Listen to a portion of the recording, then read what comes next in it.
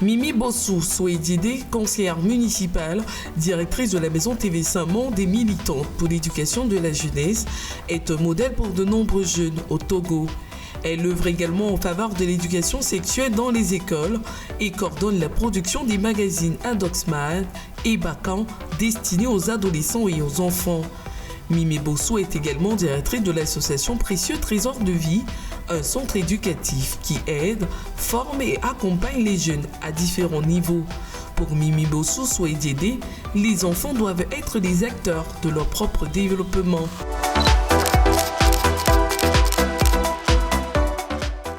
L'égalité entre l'homme et la femme, pas pour dire que biologiquement nous sommes les mêmes, mais pour dire que, pour moi, nous devons être complémentaires.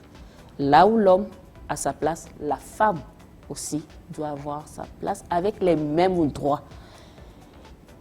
Et quand on cite le premier article de la Déclaration universelle des droits de l'homme, qui stipule que tous les êtres naissent égaux en dignité et en droit, je ne vois pas pourquoi on doit nous priver, nous femmes, de notre droit de s'exprimer, de notre droit de travailler, de notre droit.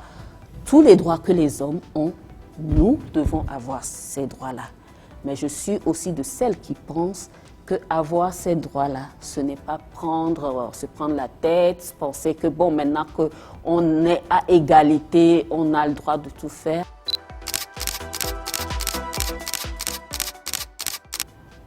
Je me rappelle mon Benjamin, j'ai accouché, c'est-à-dire j'allais au bureau avec tout le nécessaire dans mon véhicule pour que là où ça me prend, je puisse aller à l'hôpital pour aller accoucher. Et je suis allée au bureau la veille, je suis rentrée le soir, le lendemain, on m'appelait, madame, vous arrivez à quelle heure? Non, j'ai accouché. J'ai accouché, mais donc dans la nuit, ça m'a pris, je suis allée à l'hôpital, j'ai accouché. Mais je le faisais avec... enfin, c'était pas un problème pour moi.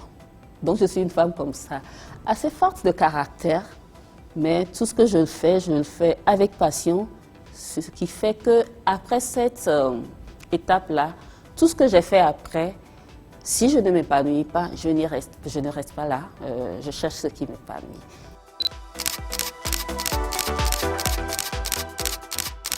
Comme je le disais, c'est pas si évident que ça.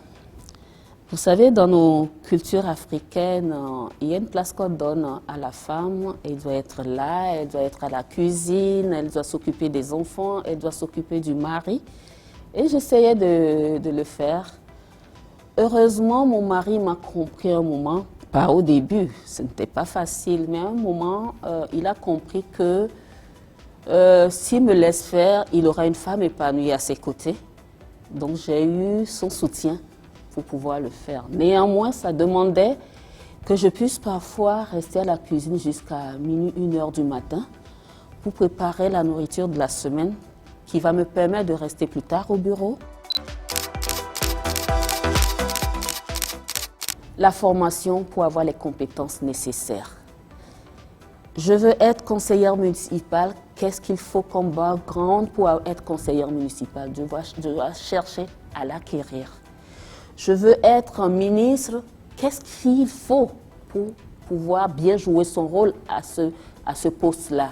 Je cherche à me former. Et je parle d'information pour savoir, pour aller à la recherche de cette information pour dire oui, je veux faire ça, mais quand j'y vais, qu'est-ce qui m'attend là-bas? Ça demande quoi?